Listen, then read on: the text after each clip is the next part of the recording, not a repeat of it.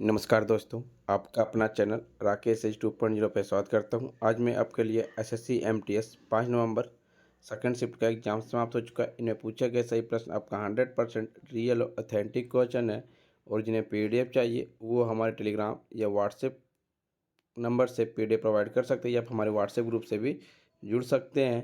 Description link दे दिया गया है। पहला प्रश्न है फ्रेंड्स, राजीव तारानाथ किस वाद्य यंत्र से संबंधित है? तो राजीव तारानाथ आपका सरोद वादक से संबंधित है। राजीव तारानाथ का जन्म 17 अक्टूबर 1932 को एक भारतीय शास्त्रीय संगीतकार है जो सरोद बजाते हैं। तारानाथ अली अकबर खान के शिष्य हैं। उन्होंने अपना पहला सार्वजनिक गायन प्रदर्शन 9 साल की उम्र में दिया था।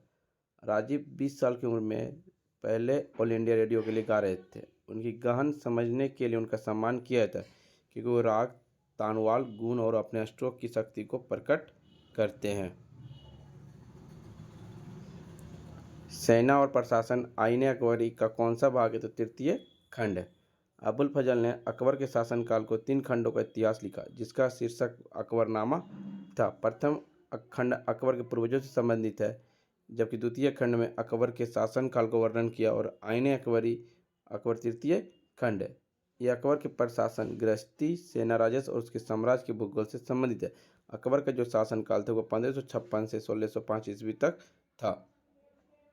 इसमें भारतीय व्यक्तियों के रीति रिवाजों, संस्कृति के बारे में जानकारी की खजाना भी है। आईने अकबरी की सबसे दिलचस्प विशेषता फसलों, पैदावार, कीमती मजदूरों और आय पर सांख्यिकी जानकारी का खजाना है।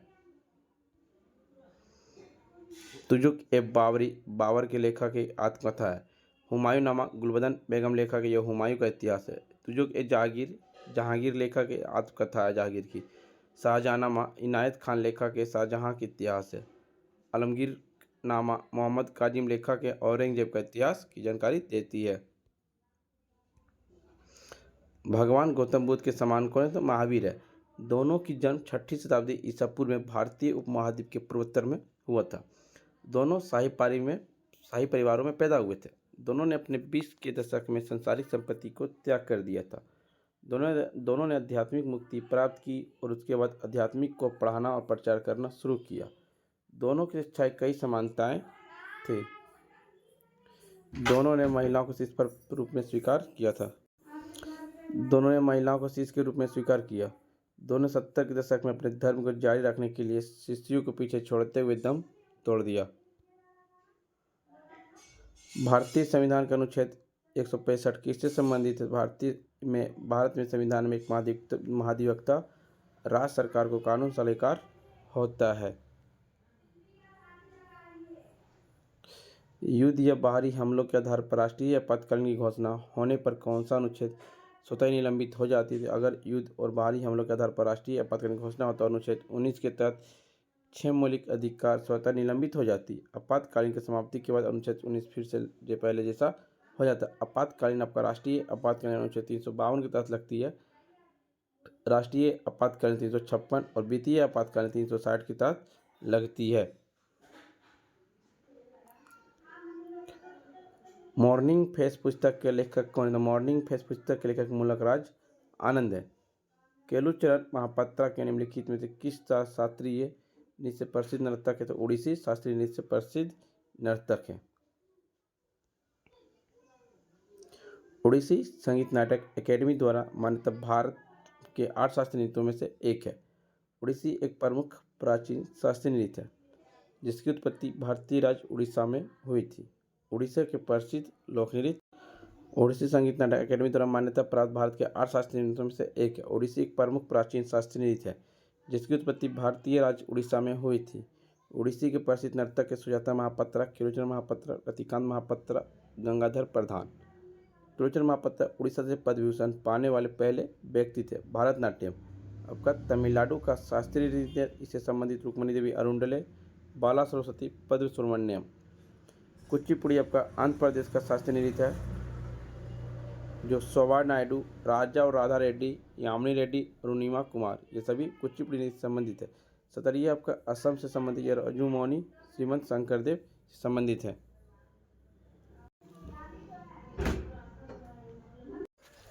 ब्रह्म समाज की स्थापना किसने की? तो ब्रह्म समाज की स्थापना राजा राम मोहन राय ने किया। राजा राम मोहन ने अपनी सभा 1815 से 1819 तक स्थापना की। 1828 में उन्होंने ब्रह्म समाज की स्थापना की। बाद में से ब्राह्मण समाज का मानना था कि ईश्वर ही सभी का कारण है और सर्वोत्तम है, इसलिए कि प्राकृतिक पृथ्वी और स्वर्ग उनकी सभाएं रचनाएं हैं। भगवान की धारणा में अवतार और ध्यान के रूप में इस तरह के सिद्धांतों के लिए कोई जगह नहीं है।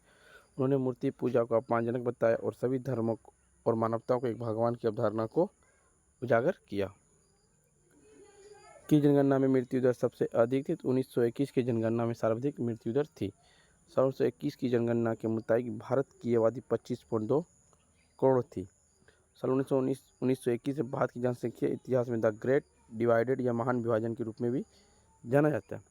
सन 1911 से 1921 के बीच भारत की आबादी 0.31% की गिरावट आई थी। साल 1921 से 1951 के बीच भारत की आबादी 251 मिलियन से बढ़कर 361 मिलियन हो गई थी। 1921 के बाद सार्वजनिक स्वास्थ्य में सुधार के कारण मृत्यु दर में कम होने लगी थी।